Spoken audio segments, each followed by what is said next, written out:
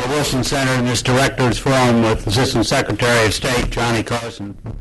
I'm Mike Van Dusen, Executive Vice President of the Center.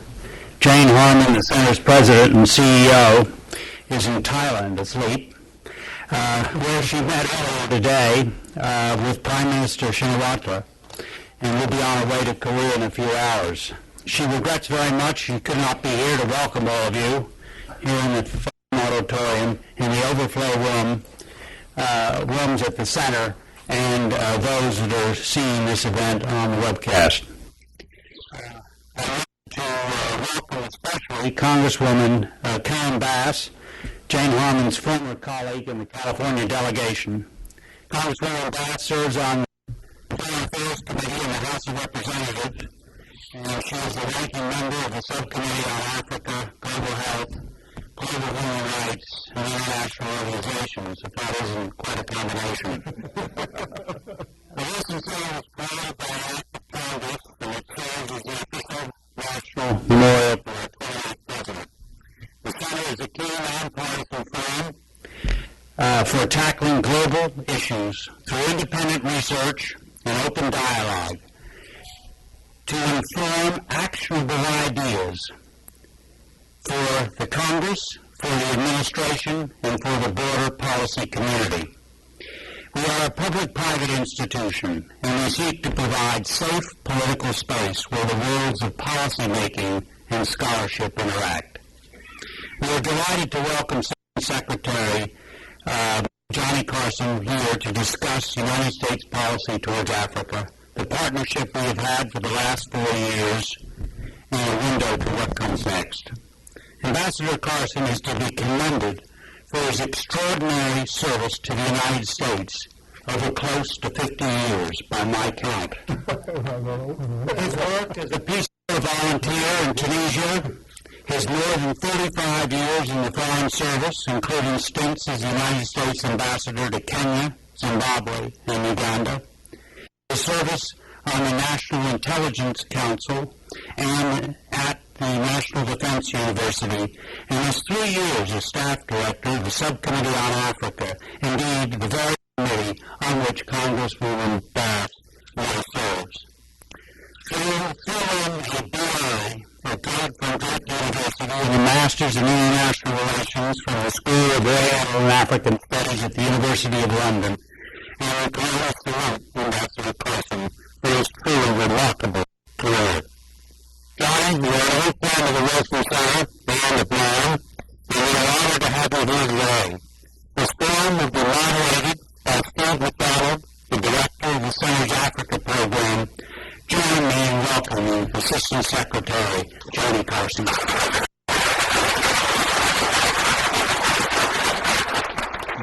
you very much.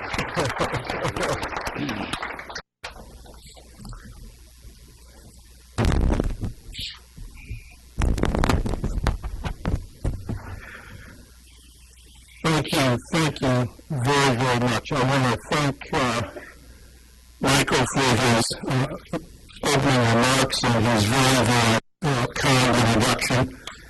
He's right. We have known one another and have been friends for many, many years, and it's a pleasure to have him introduce me today.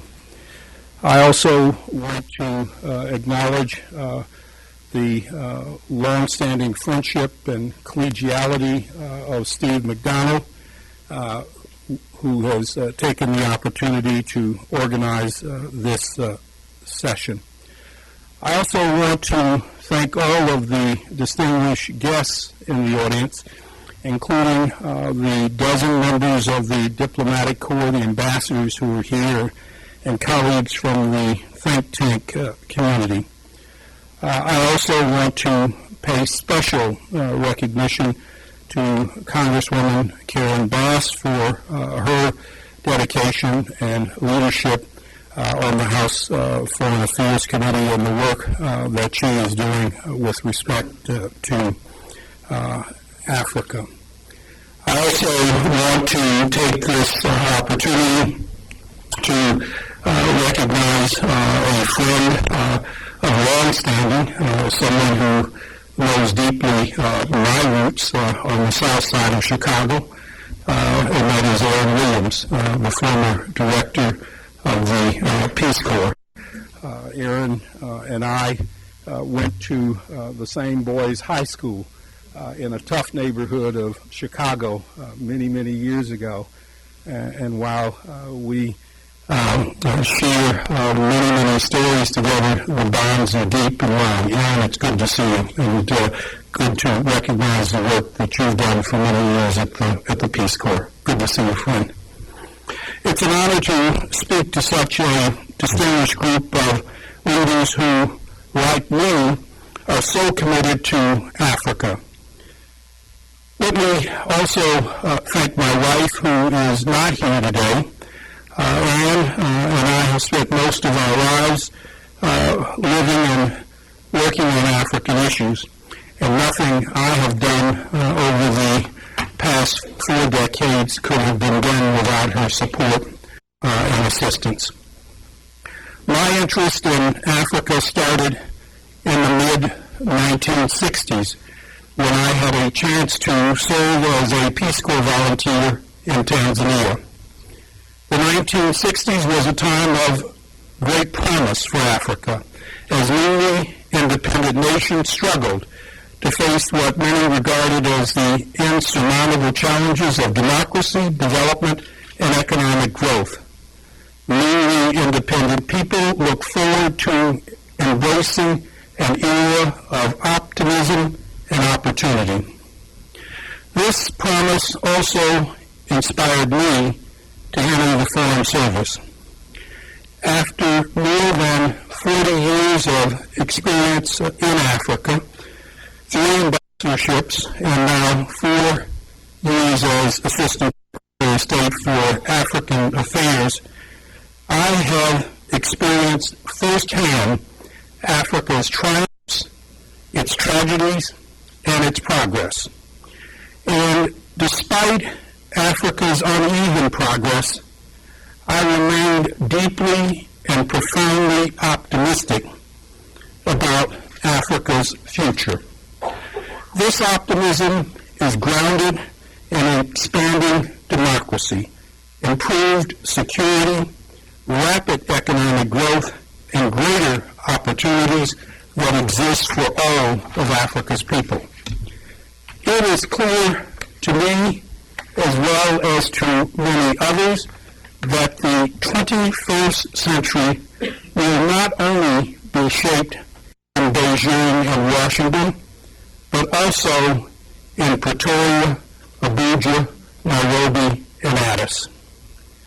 Let me start today by highlighting 2 places where no one believed just 4 years ago such optimism would have been possible: Somalia and Sudan. President Obama and Secretary Clinton's strategy for Somalia has turned one of Africa's most enduring, intractable, and seemingly hopeless conflicts into a major success story and a potential model for the resolution of other conflicts on the continent.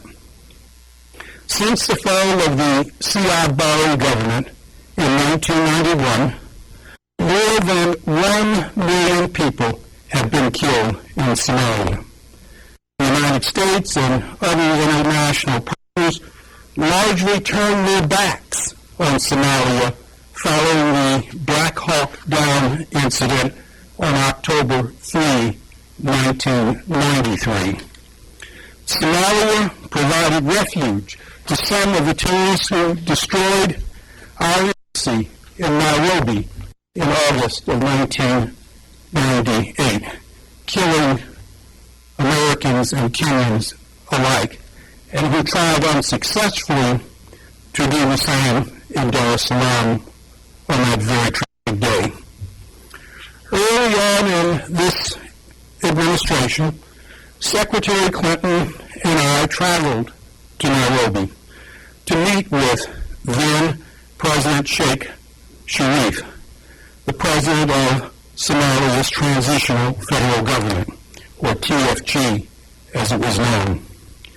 Sharif previously served as one of the leaders of Somalia's Islamic Courts Union, and we were unsure of his ability to combat terrorist groups like al-Shabaab or to lead Somalia's unfolding democratic transition. After meeting with President Sharif, Secretary Clinton told me just two things. Don't let the TFG fall, and don't let al-Shabaab win. Well, as you can probably imagine, I did not sleep easy that night.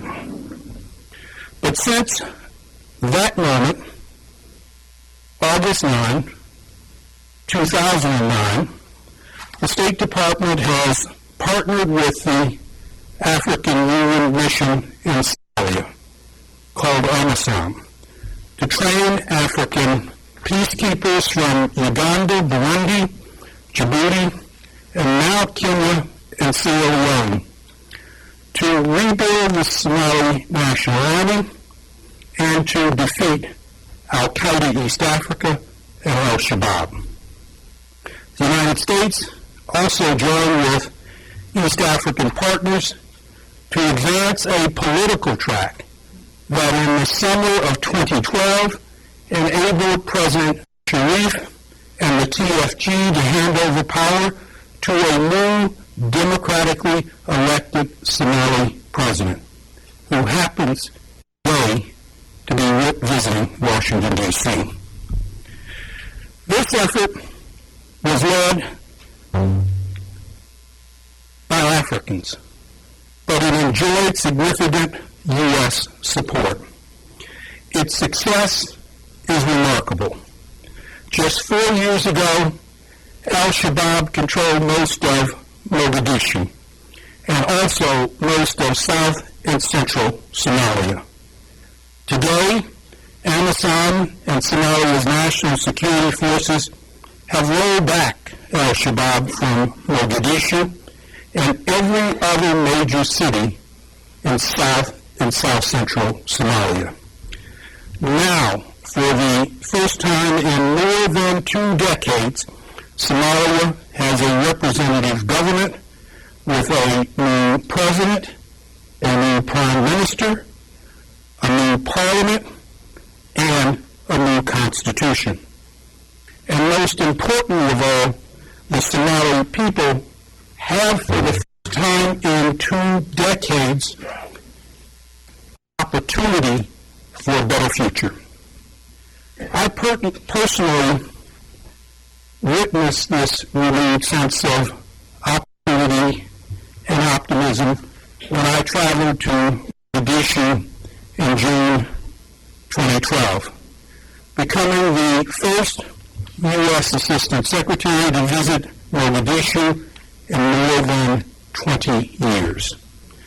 The United States will continue to partner with the Somali people as they build their country and as they normalize their relations with the region. And I look forward to the day when the United States can reestablish a more permanent U.S. diplomatic presence in downtown Mogadishu to better support the new Somali government's efforts to provide security, humanitarian assistance, and basic services to the Somali people. A second major accomplishment of this administration was helping to see through the peace process that resulted in the creation of Africa's newest state, South Sudan. Building on the work of prior administrations, President Obama continued U.S. efforts to fully implement Sudan's Comprehensive Peace Agreement, or CPA, and to end Africa's longest-running civil war. Under the leadership of President Obama's special envoys, first General Scott Gratian, and now Ambassador Princeton Lyman, the United States led international efforts to reinvigorate the CPA. President Obama, Secretary Clinton, Ambassador Susan Rice's leadership kept the 2011 referendum on South Sudan's independence on track and led to South Sudan's independence in July of 2011. Special Envoy Lyman continues to work with Sudan, with South Sudan, the African Union, and many others to ensure long-term peace and stability between these two important countries and neighbors. Such remarkable progress in Somalia and in South Sudan highlights the success of this administration's overall policy towards Africa. This policy, described in the U.S. Strategy towards Sub-Saharan Africa, published in June of last year, is comprehensive. It focuses on building partnerships with governments, civil societies, and populations across the African continent to strengthen democratic institutions, spur economic growth, trade, and investment, advance peace and security, and promote opportunity and development.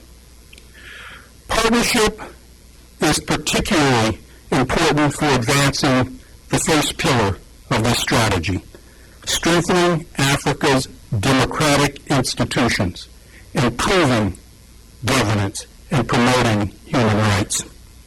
Dedication to democracy and human rights is a shared value that links the American people with the populations throughout Africa.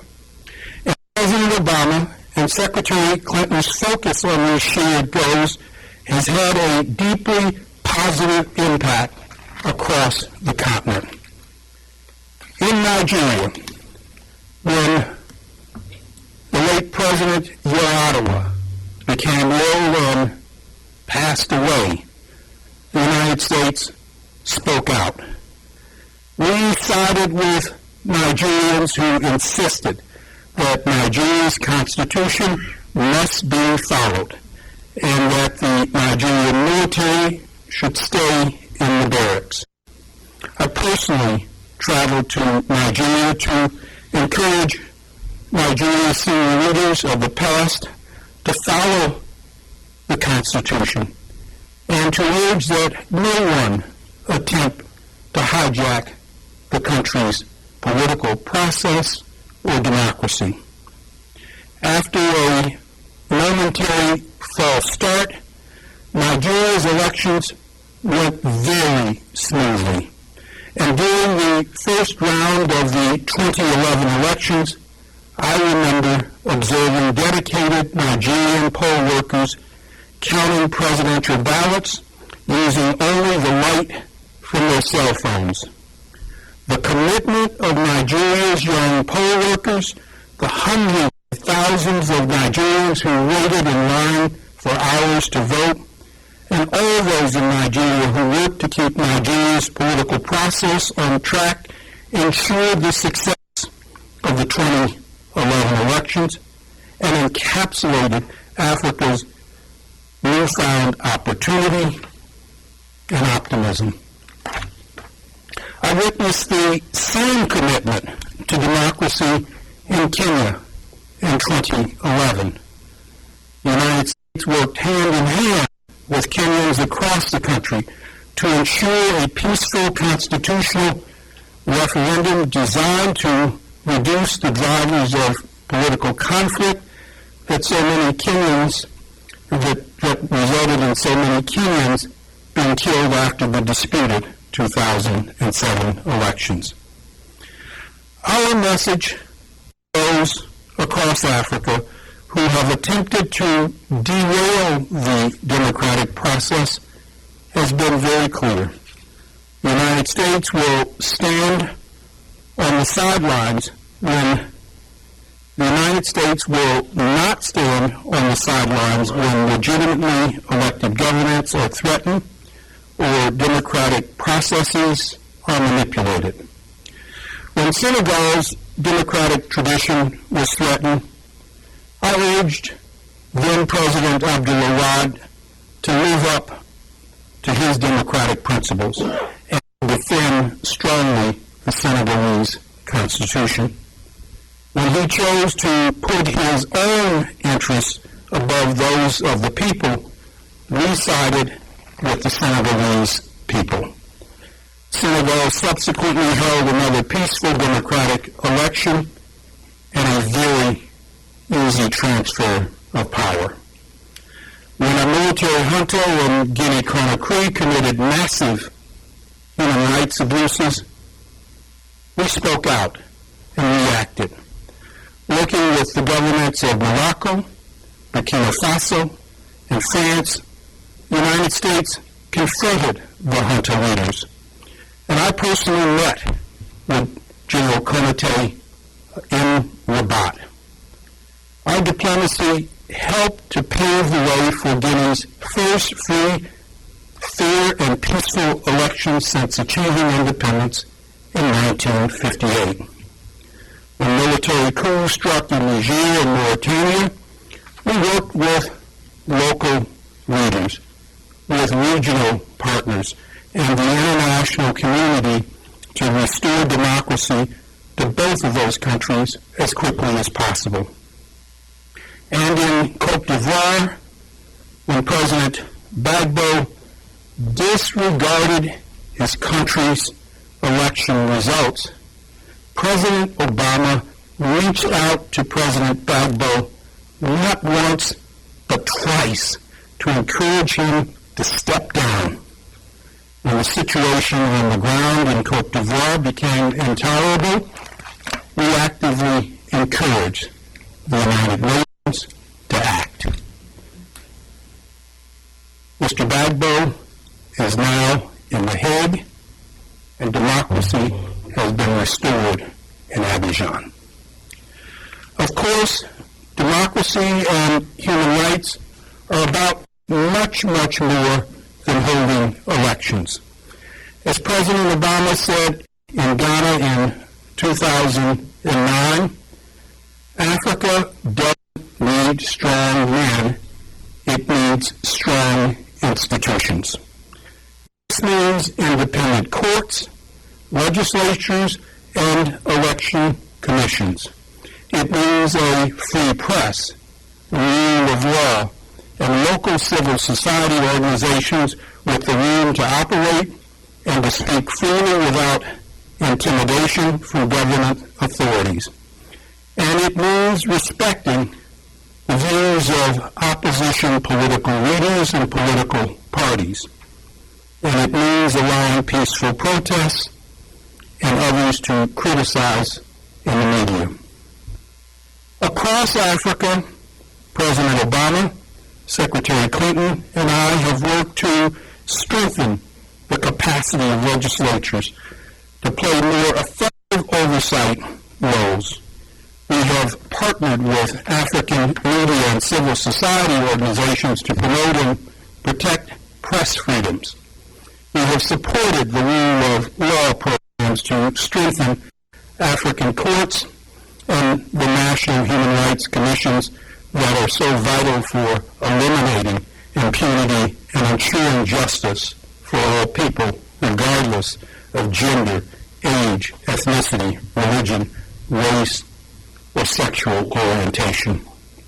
To give prominence to the importance of the judiciary, last fall we invited a dozen prominent African Supreme Court justices to the United States, where they had an opportunity during a 2-week-long visit here and in Chicago to meet with Chief Justice Roberts and Justices Kennedy and Ginsburg.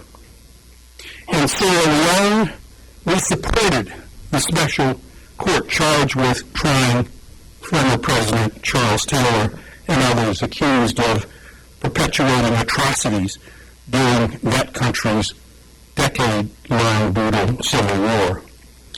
And in Uganda, Secretary Clinton presented the Secretary's Human Rights Defender Award for 2011, which is the Department of State's most prestigious international human rights award to a coalition of Ugandan LGBT NGOs and activists. Our partnership with Africa on democracy, governance, and human rights is vitally important, but it is just one of our areas of partnership.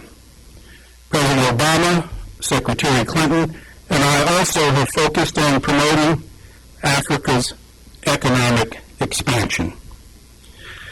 African economies are among the fastest growing on this planet and are increasingly attracting foreign trade and investment. And technology change is sweeping across Africa. Today, women in rural markets in Nigeria are using cell phones to move money and to check prices in markets in several villages and towns away. Bankers in Dakar are trading with stockbrokers and bankers in New York and Paris and London. These are exciting. These are revolutionary changes. According to The Economist magazine, 7 of the 10 fastest growing economies in the world are located in Africa today. One thing this statistic means is that Africa is beginning to catch up with the world economy. If you look at the list of 7 countries, several of them, such as Zambia, Ghana, and Ethiopia, are increasingly complex economies where inclusive growth and middle classes are taking hold. Non-oil-related growth has averaged over 5% in Africa over the past 5 years. And over the next 5 years, Africa's average growth rate is likely to surpass that of Asia.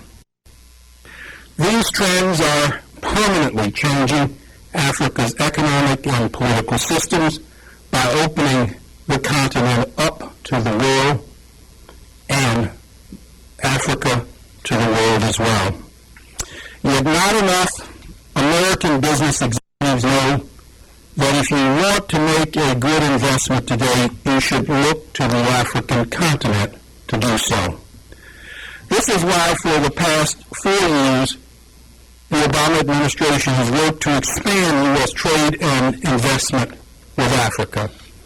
We extended the Third Country Fabric provision of the African Growth and Opportunity Act, which has helped to create hundreds of thousands of jobs across the continent. We held AGOA forums in Kenya, Zambia, Kansas City, and Cincinnati, connecting a broad cross-section of U.S. companies and investors with African partners. The trade mission that Secretary Clinton led to South Africa in August of last year was the first ever trade mission led by a Secretary of State to Africa. A separate trade mission that I led last year to Mozambique, Tanzania, Nigeria, and Ghana increased the interest of U.S. energy companies in the huge need for generation, distribution, and transmission of power across the continent. And one of the participants in that trade mission has already signed an agreement with a Nigerian company that is expected to produce tens of millions of dollars worth of U.S. exports and also to provide much-needed electrical power to Nigeria. We also facilitated more and more reverse trade missions and delegations from Africa to the United States. Just last month, our ambassador to Nigeria led Nigerian business executives to major trade shows in New Orleans and Orlando, Florida. And since 2009, the U.S. Overseas Private Investment Corporation, or OPIC, has supported private sector investments totaling over $2 billion across Africa, an all-time record. And OPIC also opened a new office in South Africa to promote green energy projects. And we continue to build on all of this work. In November, Acting Secretary Commerce Dr. Blank visited the region, the first time a U.S. Commerce Secretary has traveled to sub-Saharan Africa in more than a decade. And she announced that we would be launching a new initiative called Doing Business in Africa. This new Doing Business in Africa campaign will encourage U.S. companies to seize the enormous opportunities that exist across Africa, and we are intending to help them do it.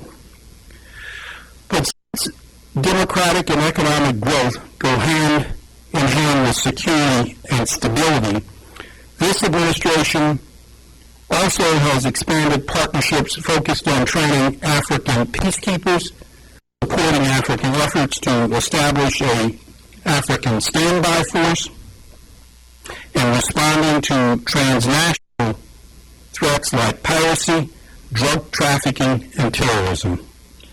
I have already noted the extraordinary success of AMISOM as a model for an African-led peacekeeping operation.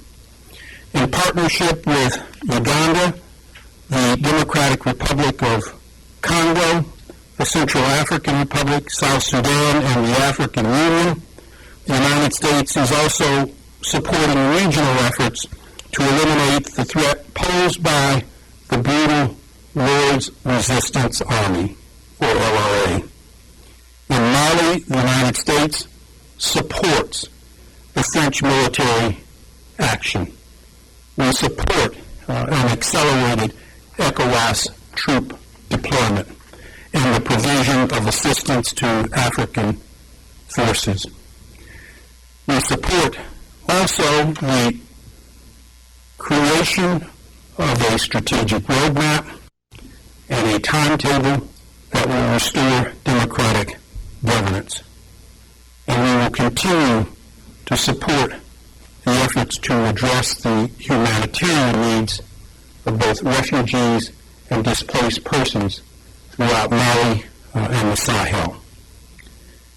In the eastern DRC, where more than 5 million people have been killed during 15 years of violence, and let me say that again, in the eastern DRC, where more than 5 million people have been killed during 15 years of violence, the United States is working with the UN, the European Union, and regional partners to identify immediate and long-term solutions to end the Eastern Congo's cycle of instability, violence, and conflict. In November 2012, when the M23 rebel group took control of the city of Goma, I traveled to Kampala, Kigali, and Kinshasa with my British and French counterparts to deliver a common message to Uganda, Rwanda, and the DRC. After that mission, the M23 withdrew, and Presidents Kagame, Kabila, and Museveni initiated talks. We want to see more enduring progress in the Great Lakes. It is in the interest of all of the regional states. It is in the interest of the international community, but most importantly, it is in the interest of ending the enormous suffering that has gone on there for far too long. Before fourth pillar of this administration's engagement with Africa, alongside democracy, security, and economic growth, is promoting opportunity and development, with a particular focus on women and youth. Women comprise half of Africa's population, but often are excluded from Africa's formal economy. To address this imbalance, we have increased diplomatic and development efforts designed to empower women and girls through programs like the African Women's Entrepreneurship Program, called AWEP. And we have partnered with the next generation of Africa's leaders through the President's Young African Initiatives Program, or I should say more correctly, the Young African Leaders Initiative. The President and First Lady have personally hosted events in the United States and Africa focused on developing and supporting young African leaders, promoting entrepreneurship, and building partnerships between Africans and Americans. We also have seen impressive results across our development agenda. Through the President's Feed the Future initiative, we have partnered with 19 African countries to reduce malnutrition. The Secretary and I had the pleasure of meeting with farmers in Malawi who, with the support of the United States government, contributed to a 500% increase in milk production in that country over the last decade. And President Obama launched the new Alliance for Food Security and Nutrition here in Washington under the G8, which aims to raise 50 million Africans out of poverty over the next 10 years. Through the President's Global Health Initiative and Emergency Plan for AIDS Relief, known as PEPFAR, we have supported health system reform and life-saving treatments that have kept nearly 5 million people with HIV in Africa alive today. And through our Millennium Challenge Corporation, or MCC compacts, we have invested nearly $6 billion in 14 African countries that have demonstrated their commitment to strong democratic institutions, accountability, and transparency. And Liberia, Sierra Leone, and Niger, 3 countries that have recently restored democratic governance and are rapidly emerging as regional leaders on development, transparency, accountability, and growth, were recently selected as eligible to develop new MCC compacts. And I note just yesterday that Secretary Clinton received at the State Department President Ellen Sirleaf Johnson, in which there was much discussion about the new MCC Pact, and in which we signed a new U.S.-Liberia partnership dialogue and framework. U.S. development assistance also has focused on improving child and maternal health, fighting malaria, and improving access to quality education in Africa. And when disaster has struck in Africa, the United States has acted to save lives. In fact, we have provided more humanitarian assistance to Africa over the last 4 years than any other single country in the world. Across the Sahel, the United States has delivered emergency aid to many of the more than 18 million people affected across that region. And we have provided food, shelter, and health care to nearly 5 million people in the Horn of Africa last year during the height of the drought. We also have found innovative ways to leverage the rapid expansion of mobile and internet technology. The State Department funded the Apps 4 Africa competition. This competition encourages the creation of mobile phone applications to promote economic growth, development, and opportunity. One recent winner of this competition was an app from Kenya called iCow, which helps Kenyan farmers better manage the breeding of their cattle herds. To promote opportunity through stability and growth, this administration has partnered with key regional organizations. We have significantly expanded the size of our mission to the African Union in Addis Ababa. Secretary Clinton became the first Secretary of State to speak at the African Union in August of 2011. And she has hosted the African Union chairperson here in Washington for the last 3 years, including most recently the newly elected AU chairperson, Dr. Dlamini Zuma. And the United States has also rejoined the United Nations Economic Commission on Africa to help cement our commitment to economic growth and partnership with the continent. And while we have partnered with Africa across these 4 areas, we also have focused on elevating Africa in our foreign policy and in our global decision-making. As Secretary Clinton said in Cape Town last year, some of our global problems need African solutions.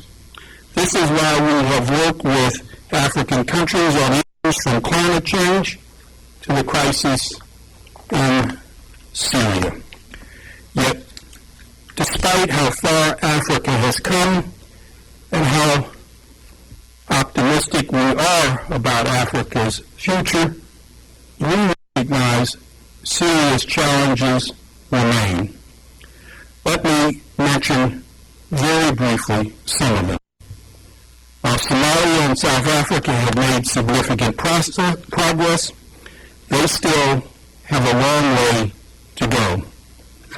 Mali and the Eastern DRC pose serious threats to regional stability and the futures of millions of civilians in those conflict-affected areas.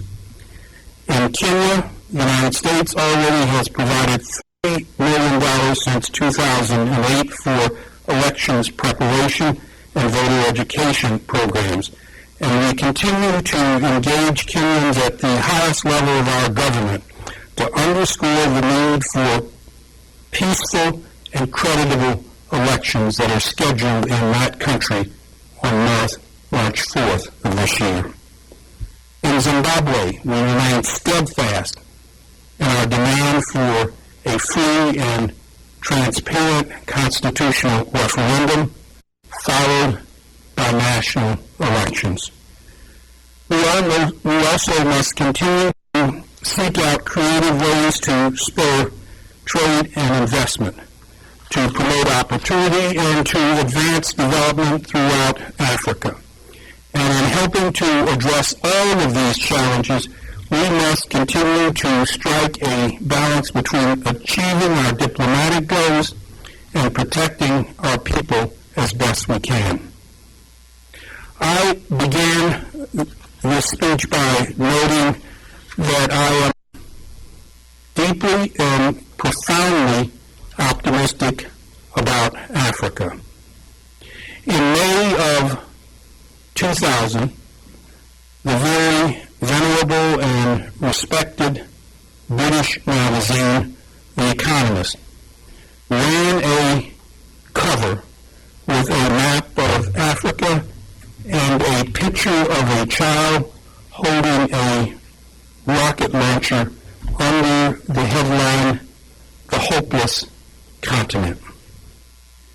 In December of 2011, the same magazine published a different cover, this time with a young child flying an African-shaped kite under a bright blue sky with the headline, Africa Rising.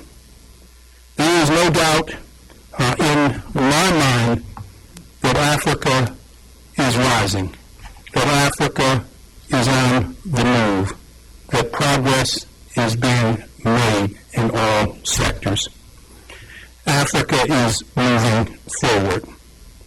American businesses, elected officials, NGOs, and lest I forget American diplomats who realize this now will have a significant advantage over those who have yet to realize that the 21st century will belong to Africa and the African continent.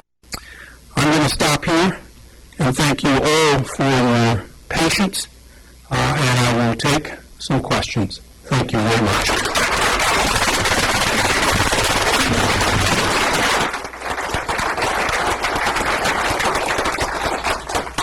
Thank you very much, Johnny, for that wide-ranging and very comprehensive tour de horizon of the continent. I thank you on behalf of the audience and Woodrow Wilson Center and all of us who follow Africa carefully. I think one of the most important things that I think you said, while I share your optimism and you know how long I've been involved and how much I care about Africa, one of the most important things you said was quoting Secretary Clinton's remarks about bringing Africa into the global policy dialogue. Let Africa take its global place as a member of the global community, which it not only deserves to do, but we would be wise to have it do so, and because there are many, many lessons to teach us. So I'm really happy to hear that as one of your closing points. We're going to open it to questions. The only housekeeping we need to say is that we are being webcast live and, of course, recorded by several commercial media, so please wait for a microphone and identify yourself when we recognize you. We normally don't go by protocol, but I think it's appropriate today, if you would agree with me, Johnny, that we give Congresswoman Bass maybe the first right of a question or a comment. You will be allowed a comment. No one else will. All scripted, man and woman in this room. Making we're held to short questions and keep it at a question. So if you would, Congresswoman Bass. Well, thank you very much, Mr. O'Donnell. But let me begin by really thanking Ambassador Carson for your service over all of these years. And I know for me, just coming to Washington, it's a disappointment that you will be leaving, but I'm sure you won't be going too far and we won't be shy in calling on you in the future. We'd like for you to comment a little bit about your advice that you would give to us, especially in Congress, about how we move forward with the GOA.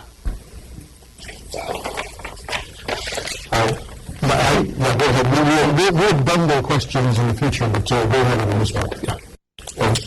Congresswoman Bass, thank you very, very much for your comments about my service, and I appreciate having the opportunity to work with you as well.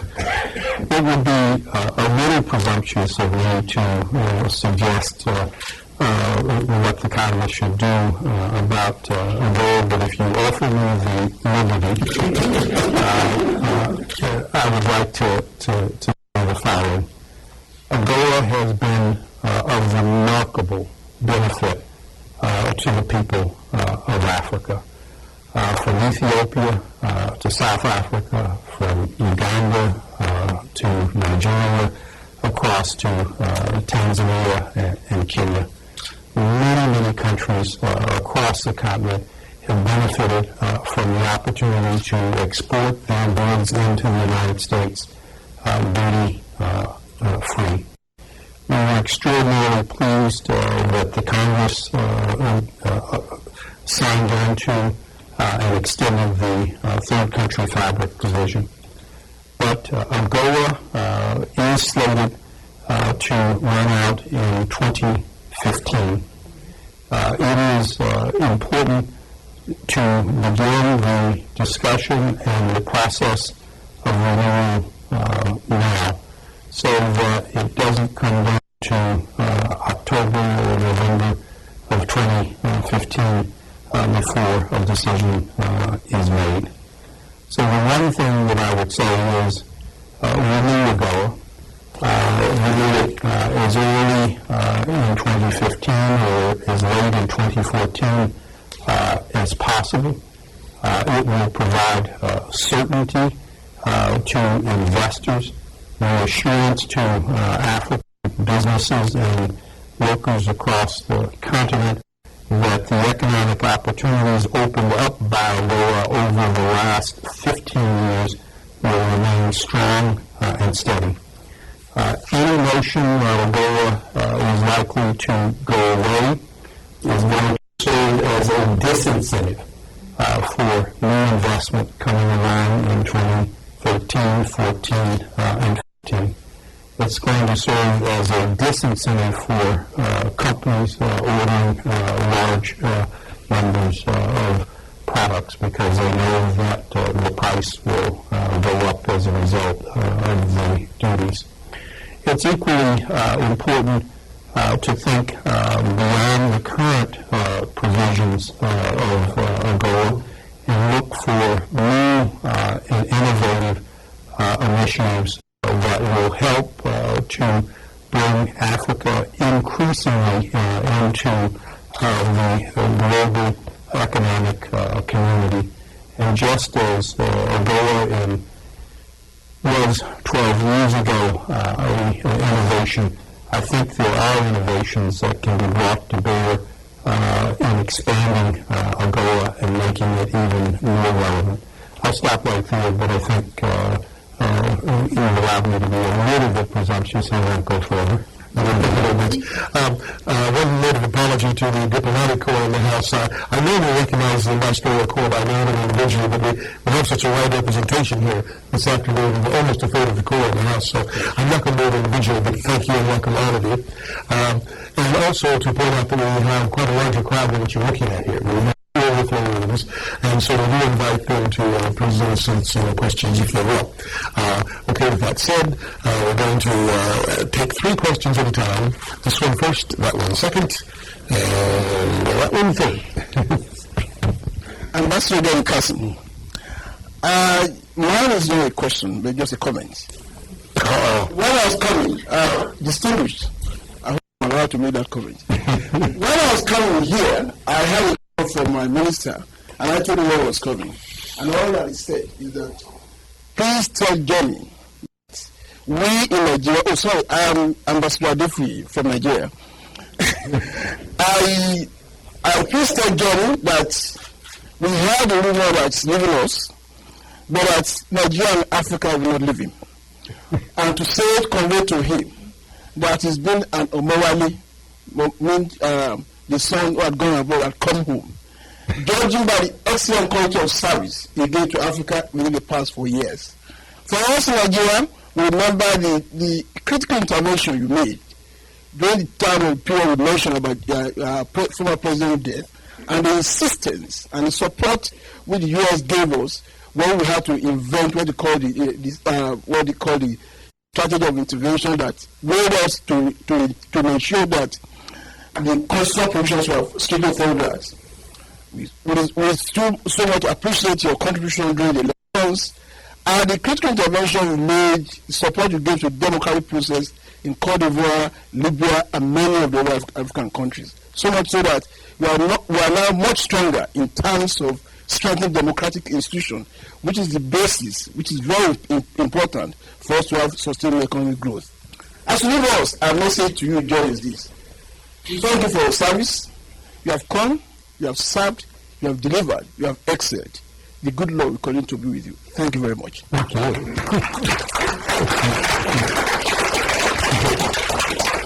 Thank you very much. Ambassador Carson, I also want to, my name is Melvin Foote. I'm with the Constituency for Africa here in Washington. I want to thank you and thank the administration for an outstanding 4 years.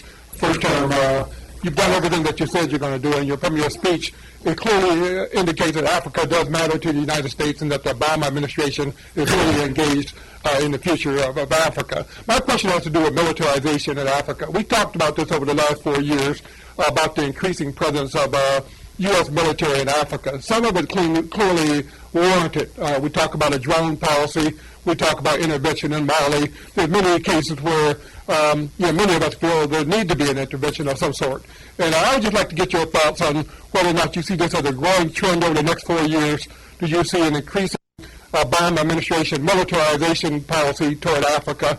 And what can be done? What can we expect over the next 4 years? Thank you very much. Okay, we recognize the gentleman there.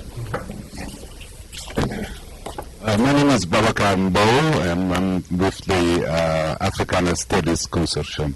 I joined all the intervening to thank the ambassador, whom I had met quite a while ago in Kenya, in Tanzania. I'm fundamentally speaking from an African civil society, and what I mean by that is Africans on the continent, to see if there could be ways in which our view of the issues of strengthening democracy. It is very paradoxical today to speak of regular votes as a manifestation of a democratic system in Africa.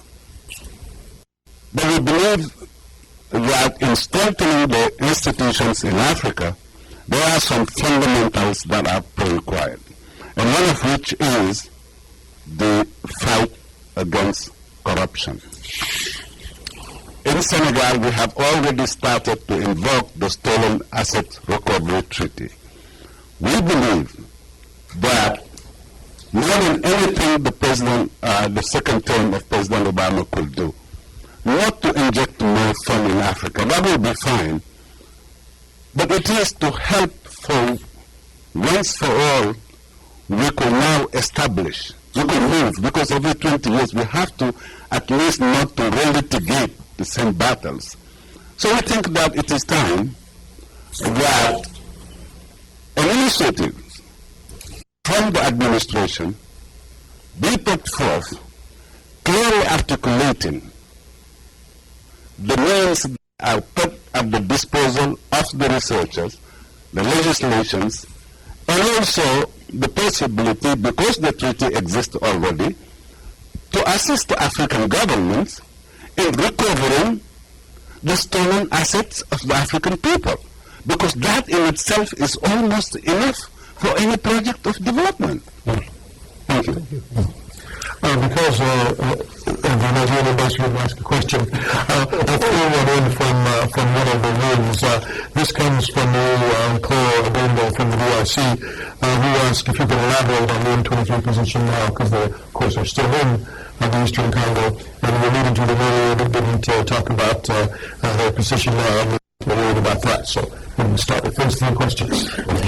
Let me say thank you to Ambassador Adefune for his very kind and generous thoughts, and also to Ralph Foote as well for his words of congratulations for my service. Let me start with Mel's question. The most important aspects of our activities in Africa today remain as they always have been, and that is to do as much as we possibly can to promote long-term sustainable development.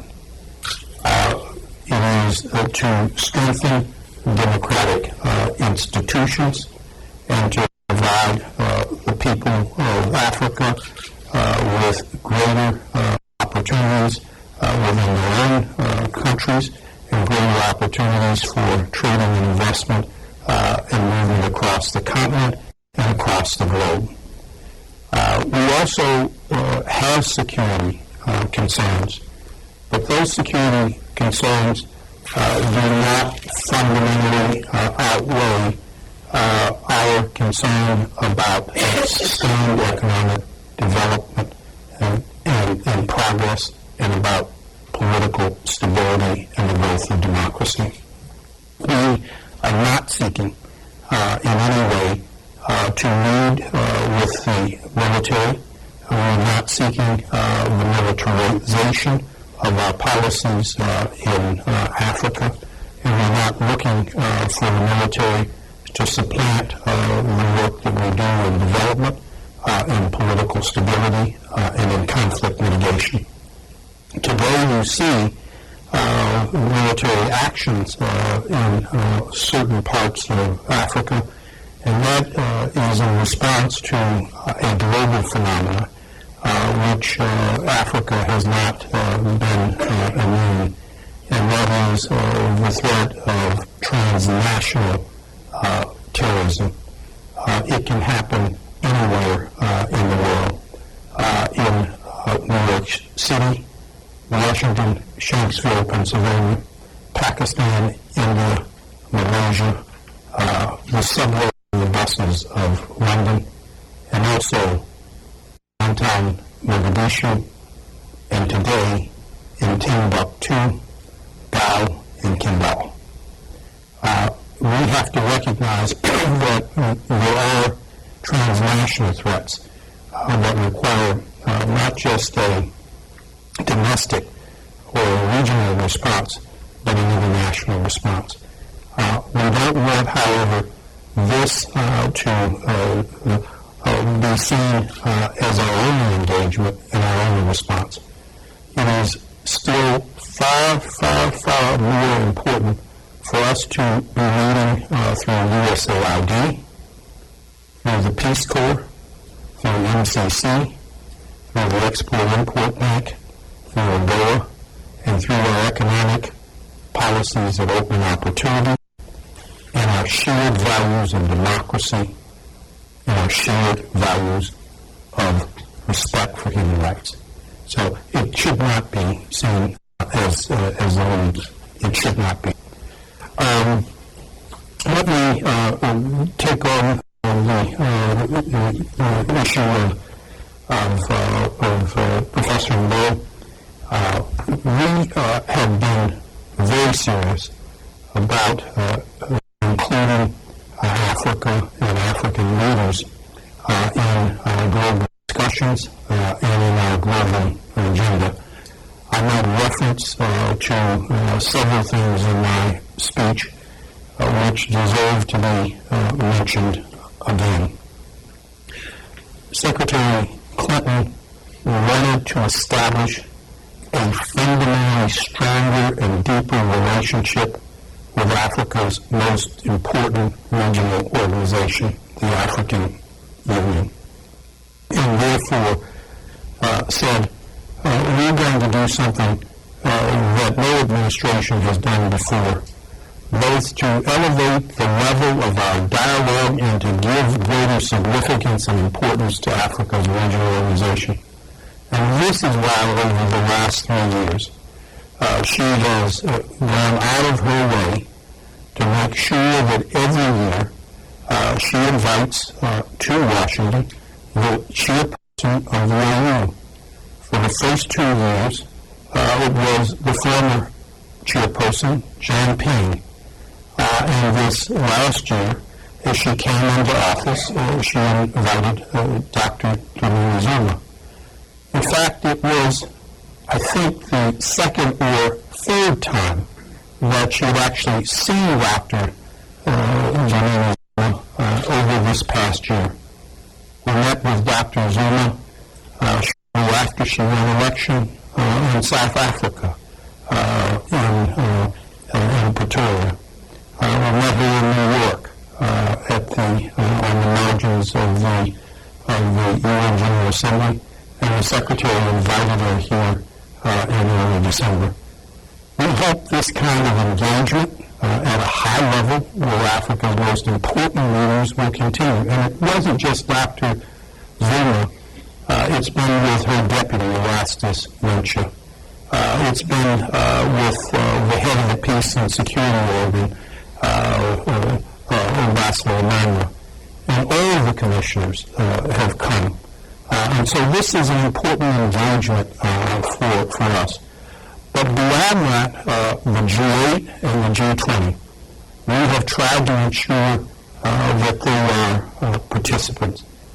If we were here in this building, I think it was in this building, in June 6th and 7th, we would have seen, as the G8 was about to unfold on Saturday at Camp David, we would have had the current president of the AU, whose ambassador is here with us today, Ambassador Ron, but we had President Ravi of Benin here.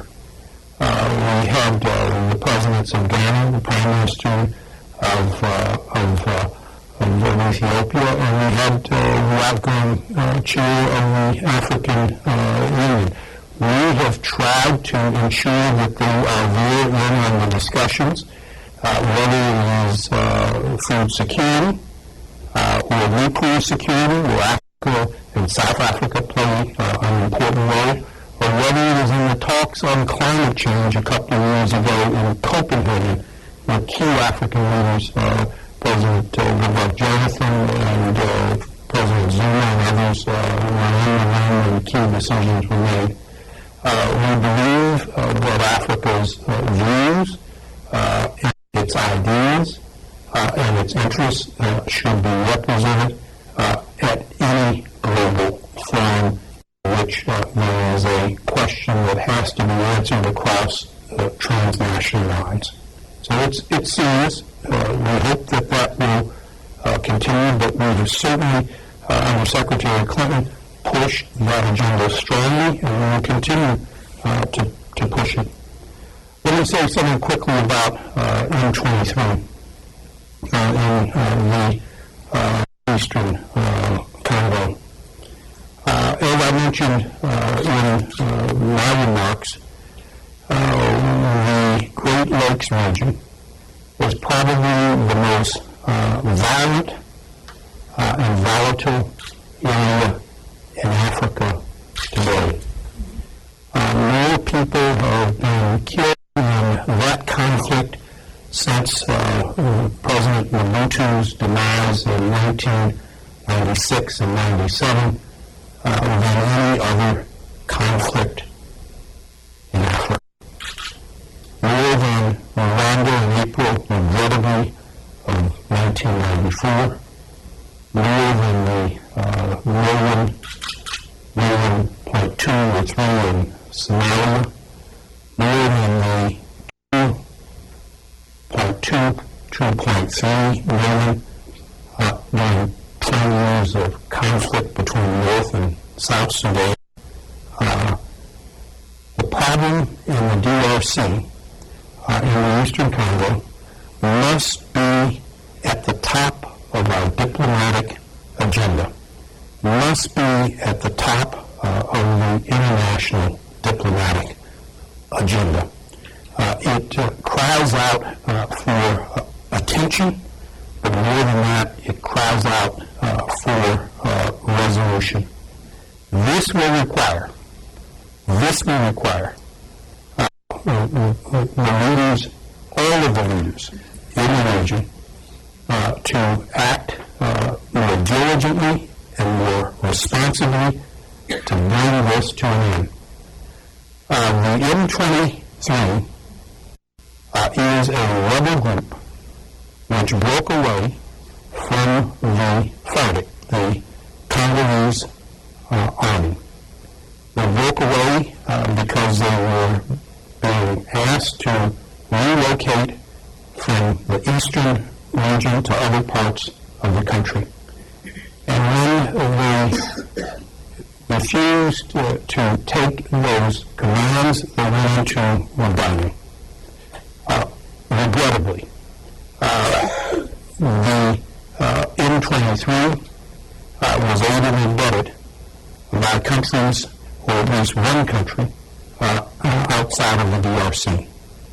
It cannot be that countries aid and abet the activities of insurgent groups in another country.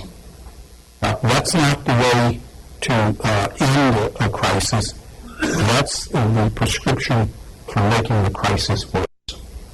And so there were agreements signed in Kampala between President Kabila of the DRC, President Kagame of Rwanda, and President Museveni. It is absolutely imperative that those agreements, the two Kampala Accords, be fully implemented, and that the M23 live up to its commitments, and that all the states in the region live up to their commitments. It's time to bring that conflict to an end. Thank you. Okay, we do not have very much time, unfortunately, so we will go for one more question here. I have one that I want to pose from the rooms, and it comes from Lafayette Barnes, who works for the BC government. And he just asked you to elaborate on Equatorial Guinea, the situation there, because it's been of concern to many people. I see one question at the back there.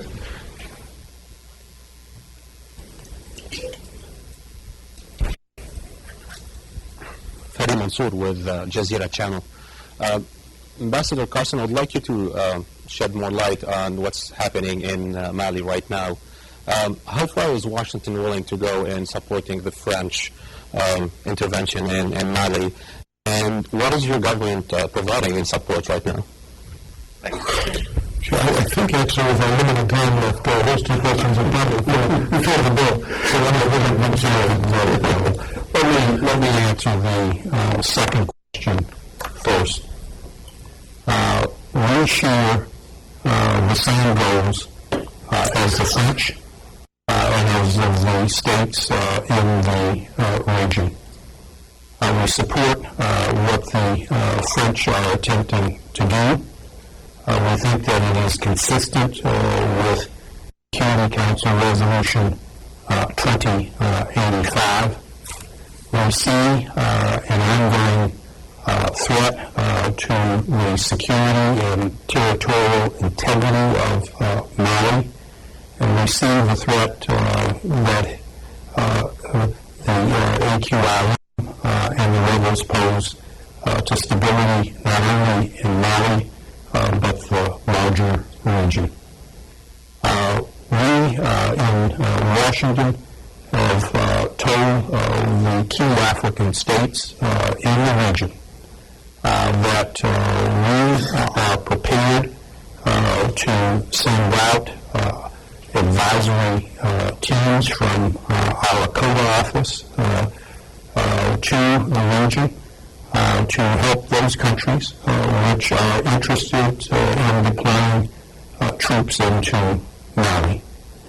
We have said that we will provide pre-deployment training, pre-deployment equipment, and some sustainment packages to the African forces that go into Mali. We've also said that we are prepared to provide funding and assistance to airlift and move African troops into theater. The kind of support that we will give to the ECOWAS states and others in the African theater is very, very similar to what we have done in support of the Amisom effort in Somalia, where we have consistently supported and worked with Uganda, Burundi, Djibouti, and now Sierra Leone as they have operated there. We have made that clear to the states in the region, and we've made it clear to our colleagues in Europe. The French too have asked for our support and assistance in several areas. Some things have been agreed to, Others are being reviewed. And I'll let the Defense Department and others speak for themselves about what they have to do with this issue. But from the vantage point of the Department of State, we have clearly let it be known that under our CODA package, we are prepared to be of assistance and support. This issue of rebels in northern Mali is not only an issue of great concern to Mali, but is also of great concern to all of the regional states, because this constitutes not just a threat against a sovereign state, but potentially a transnational threat that moves across the borders into Niger, into Burkina Faso, into Mauritania, into Senegal, as well as Algeria and other places. So it is important, and we cannot, in fact, take it lightly, and we're looking at it seriously. But we also believe when it's important that Africans in the region be in a leadership role in resolving this. And we also believe that it's important to help to try to restore the territorial integrity of Mali. And equally important for us as well, and I think for the people of Mali, is that they move forward in an expeditious manner, as quickly as they can, to put in place a roadmap and a timetable for the restoration of a democratic government. One last point. U.S. law does not allow us to support the Malian armed forces. There is a law which states that we cannot support a government that has come to power as a result of a military coup d'etat. And the current government came to power as a result of military coup d'etat. We will leave it to our European partners, the French and the European Union, to help the Malians, but we are prepared to work with and to support ECOWAS and any of the African troop contributing countries that seek our assistance. Equatorial Guinea. Equatorial Guinea has had an enormously bad reputation for human rights violations over a number of years. It has come under scrutiny because of the large oil discoveries and the large oil production that exists there. Charges of corruption and human rights violations have plagued the country for most of the last 3 decades.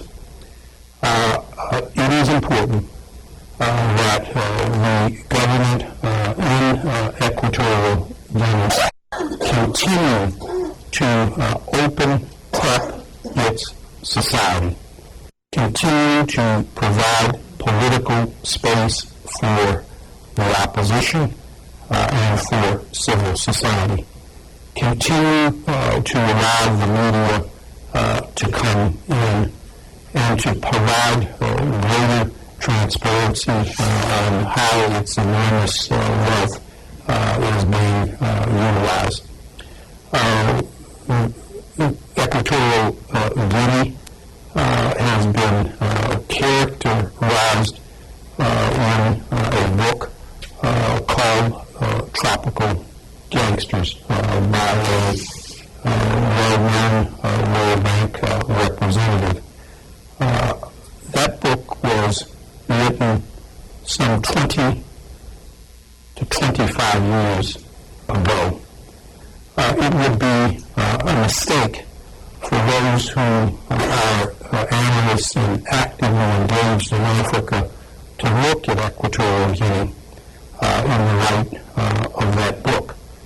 This is not to say that the problems of human rights and corruption and accountability have been addressed. It is important that the government continue to make sustained progress in dealing with these issues. They must continue to deal with the issues of human rights, the expansion of political space, accountability of revenues, and they must avoid allowing their enormous oil revenues and foreign exchange movements to be a cover for money laundering and for movement and sale of narcotics. Okay. Well, I don't often do this, but I want to use my prerogative as chair to ask the last question. But the answer may be very short. What is the prospect?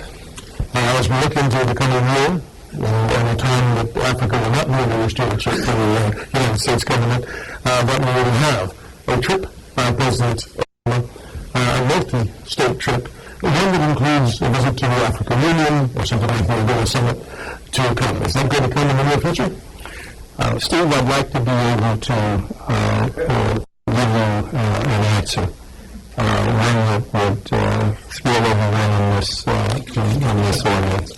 But just as it was a little bit presumptuous of me to try to answer Congresswoman Bass's question, it would be even more presumptuous of me to try to answer a question about the travel plans and movements of the President of the United States.